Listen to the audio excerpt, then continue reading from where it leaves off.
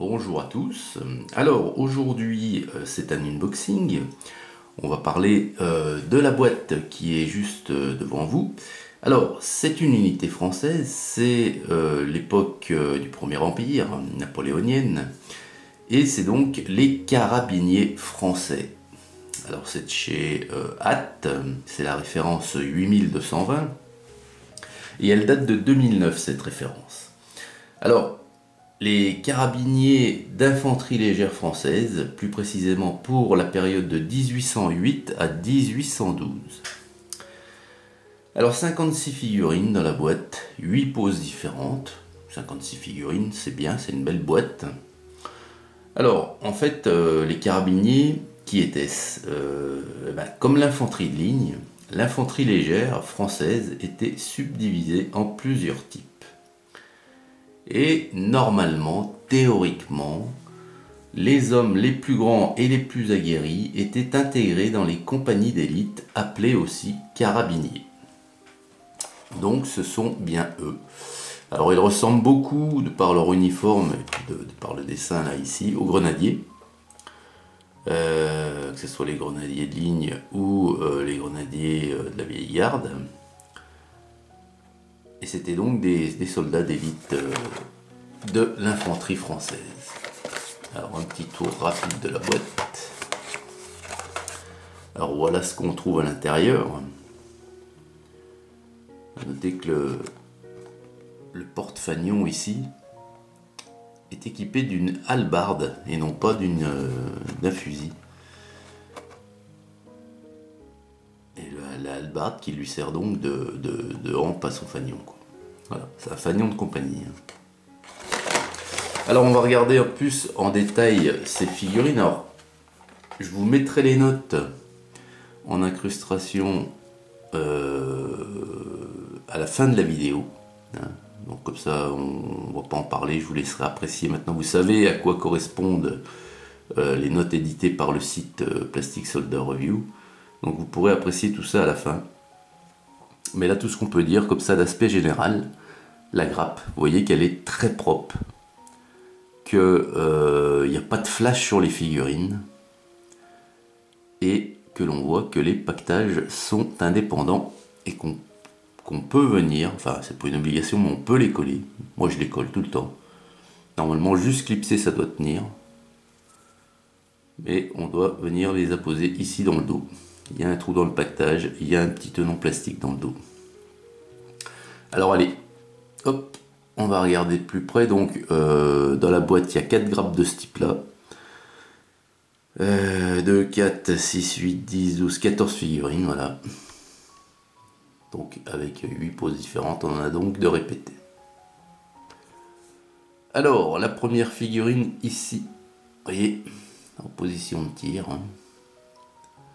Donc on voit qu'ils ont le fusil équipé d'une baïonnette, qu'ils ont, je vous parle pas de l'uniforme parce que l'uniforme c'est le même que les grenadiers, ils ont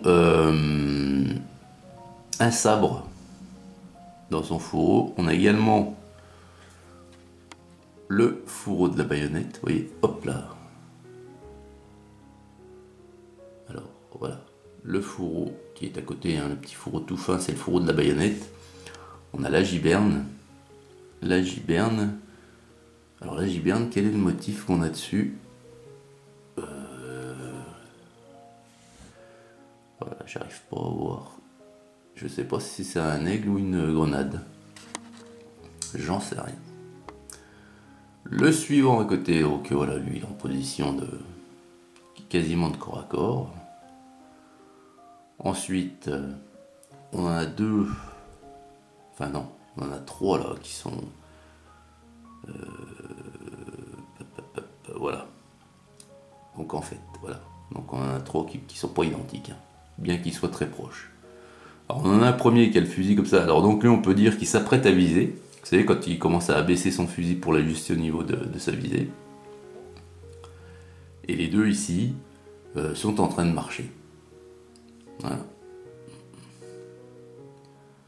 Donc la gravure est très très jolie. Vous voyez les visages sont très fins, y a pas de flash, hein, c'est vraiment joli.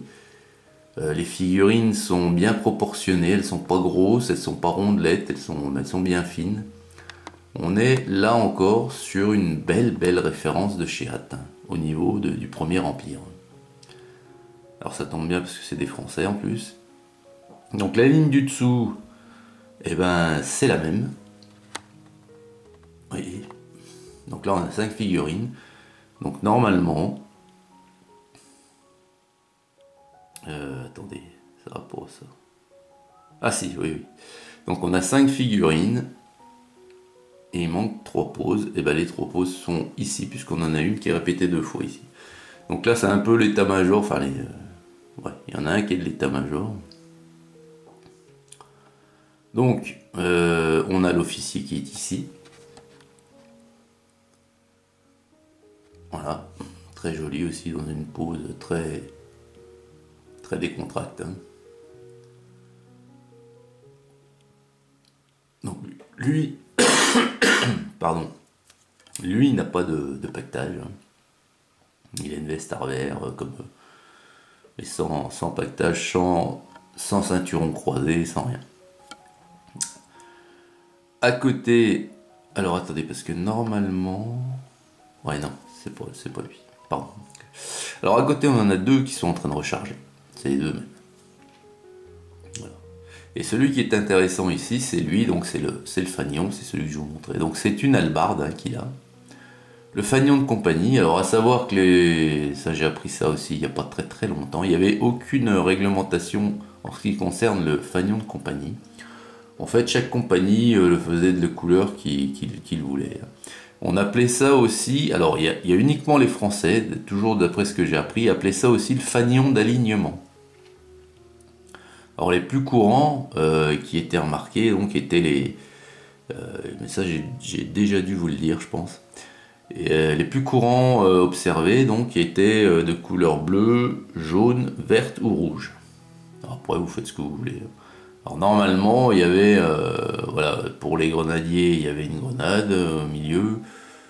Pour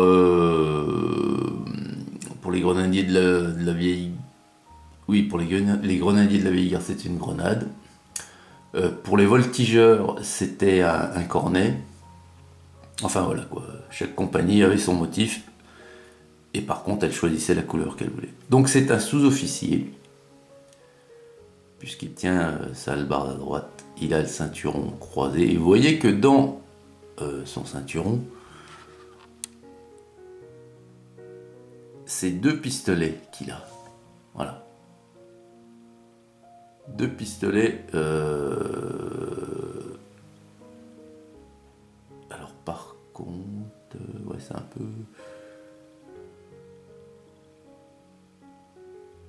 Je sais pas comment il les a fait parce que le bout du pistolet est un peu étrange. Bon bref. Alors voilà, c'était Souzov, il avait 2 pistolets au ceinturon, il avait également un sabre dans son fourreau, alors voilà, ouais. Qui est... attendez, là, pardon, je vous fais pas voir le bon, hein. Là, ici. Pareil, il a pas de pactage, lui, oui.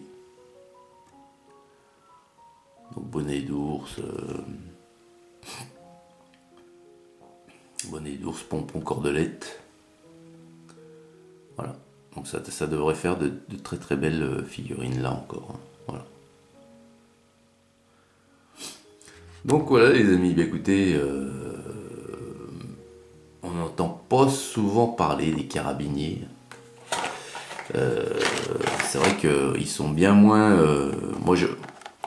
moi n'étant pas, je veux dire, voilà, fan du Premier Empire plus que ça, j'entendais bien plus parler de grenadiers, de voltigeurs, mais de carabiniers très peu. Alors on parlait, quand on voulait parler d'eux, on parlait peut-être bien sûrement de l'infanterie légère, quoi, du coup. Donc voilà les amis, bah, écoutez, n'hésitez pas à me dire ce que vous pensez de ces figurines dans la section commentaires. C'est une belle référence de chez Hat. Hein. Un beau tirage, une qualité de moule qui doit être au top. Hein. Je vous avoue que j'ai pas les notes en tête. Hein. Vous pouvez les voir depuis quelques instants ici. Mais la qualité de moule doit être bien notée. La gravure également. Précision historique, je pense aussi. Donc ouais, une belle référence de chez Hâte. Voilà, allez, n'hésitez pas, hein. Comme je vous l'ai dit, j'attends tous vos commentaires pour qu'on en débatte comme habituellement. Excellente journée à toutes et à tous, et puis à très bientôt pour la prochaine vidéo. Salut!